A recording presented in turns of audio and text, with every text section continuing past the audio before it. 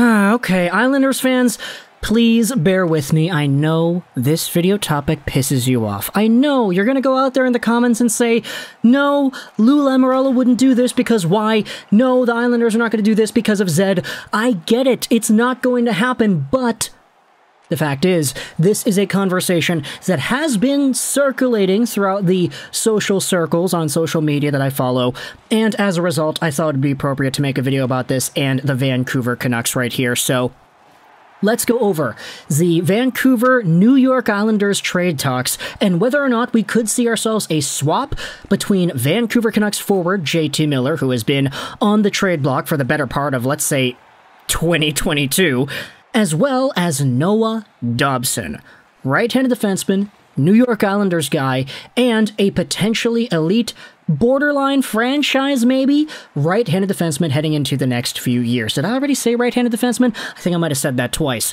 My bad, though. So, the reason we're talking about JT Miller and the Islanders is because of a few things that we had highlighted at the 2022 NHL Entry Draft. If you remember everything going on with New York and the 13th overall pick before they inevitably traded that pick over to Montreal for Alexander Romanov, you had yourselves a discussion going around by Elliot Friedman and a few other NHL insiders that said, hey, the Vancouver Canucks and the New York Islanders, they're talking. Maybe there's a Tyler Myers trade going on. Maybe there's a JT Miller swap going on there. We've seen the New York Islanders go out there and try their hand at acquiring some of these top free agent forwards, like Johnny Gaudreau, for example. So, a guy like JT Miller, who is a 99-point winger, signed to one more season at $5.25 million per season. Maybe this guy, JT Miller, could be another one of these players that the Islanders could target. It's why we saw ourselves that discussion as to whether or not a trade was actually going to go down. However, because the trade was leaked, it's apparent that that might have been the reason why Lamoriello called it quits on a potential Vancouver JT Miller swap. But with that idea in the background here, we have ourselves some conversations going around as to whether or not a piece like Noah Dobson could have been included in said trade talks. Now, why is Dobson himself being singled out here? Well, primarily because he fits a need the Vancouver Canucks have so desperately to fill. Right-handed, long-term defense.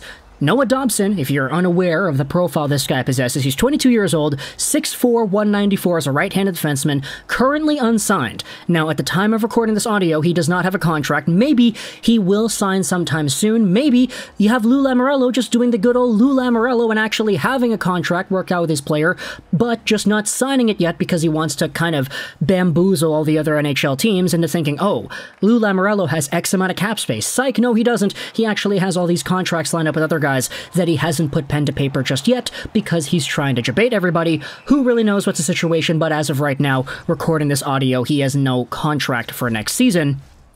Drafted 12th overall by the Islanders in the 2018 NHL Draft, he was part of such a good class of defenders taken at the top of that selection. From Dahlin to Hughes to Boquist to Evan Bouchard, Noah Dobson is arguably a guy that, at number 12, you could debate he very well should have gone earlier. This is because, back when he was taken in the QMJHL from the Acadie Bathurst Titan, he was a very good, very mobile, defensively responsible, and offensively productive defenseman. He had 69 points in 67 games played, and the season after that, wherein he got traded to Rwanda, he really showcased in the playoffs that, hey, this guy is absolutely legit, he is so talented, so good, and just so capable at playing the game of hockey. Give it a few years developing in the Islanders' bottom four, middle four-ish area of the lineup, and you have yourselves a guy who at 22 years old posted up a 51-point season in 80 games played for the Islanders this season. He had a really good year, and Dobson absolutely exploded offensively, defensively, in his own zone, on the breakout. Noah Dobson is just such a talented defender, and he's arguably a top 2 caliber talent already, that this is a player that could very well come out as a borderline franchise, definitely elite kind of player in the next few years. He's big, he can skate, he can produce points, and he's only 22 years old. This is why the conversation about the contract signing is so interesting, because you have a lot of people on Vancouver here that are like, hey, Dobson doesn't have a contract. The Islanders are having a tough time signing him. That means they could trade him, right?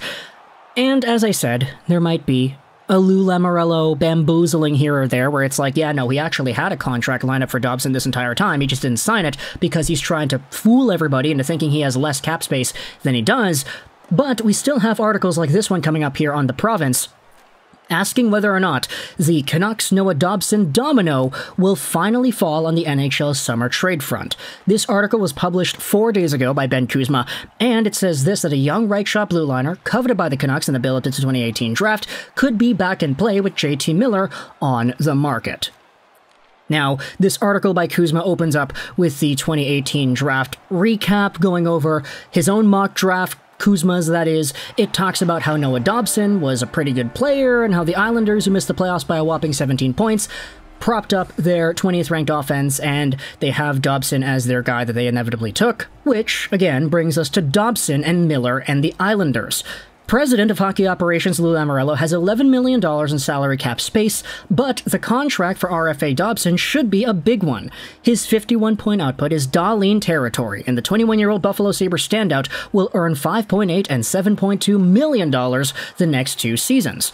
That might be a bit too rich because Barzal's deal's up after next season too, and he is a $7 million cap hit with a $10 million in total salary next season. If he rebounds, he will put the Islanders in a big bind. Adding a 99-point dynamo in Miller, 29, a projected $8 million AAV and a lengthy extension, is the cost of doing business to get anywhere in the tough Metro Division. Dealing Dobson to the Canucks would ease some financial burden by also parting with a roster forward or top prospect, plus a 2023 first-round pick. Now, I want to hold on in this article right here, because I'm just going to go out there and say it. If the Vancouver Canucks can trade away JT Miller for Noah Dobson by himself, I'm saying yes. Let alone Noah Dobson and a top prospect and a 2023 first-round pick. That just sounds like an extraordinary amount of extra goodies that the Vancouver Canucks wouldn't necessarily need if they're trading away Miller for Dobson 1-for-1. Now, Lego, what the hell are you talking about? JT Miller got 99 points. You've been tooting this guy's horn all summer, saying that he could get a lot on the trade market. But man, do I love me some Noah Dobson. Dobson is very good, and if it's a 1-for-1 trade straight up and down, I'm honestly okay with that. This guy is a huge filler of a need the Vancouver Canucks have. He's young, he is already productive. Sure, if he gets like $6-7 million a season on a 7 or 8 year deal, that's fine, because he's going to be 30 by the time that 8-year deal expires, and he's still going to probably be good. He's only been getting better the past few years, and there's a reason why Islanders fans are so upset every time a Canucks fan goes out there and says, oh, Miller for Dobson and a first and another prospect and X and Y and Z. Like, this is such a valuable player right here that even if it's just JT Miller for Dobson 1-for-1, I am saying yes from the perspective of a Vancouver Canucks fan. Think about it like this. If you're trading away 1 year of JT Miller, because let's face it, the Canucks re-signing Miller does not look all too likely right now, even though Rutherford has said publicly several times that he wants to get it done. Realistically, in this timeline, you're only going to have 1 year of JT Miller left. And so if you trade away 1 year of Miller plus X, whatever extension it is you're able to give this guy for 8 years of Noah Dobson, I'm good with that. Noah Dobson and Quinn Hughes would be one of the best pairings in the entire gosh darn NHL, if not the best pairing.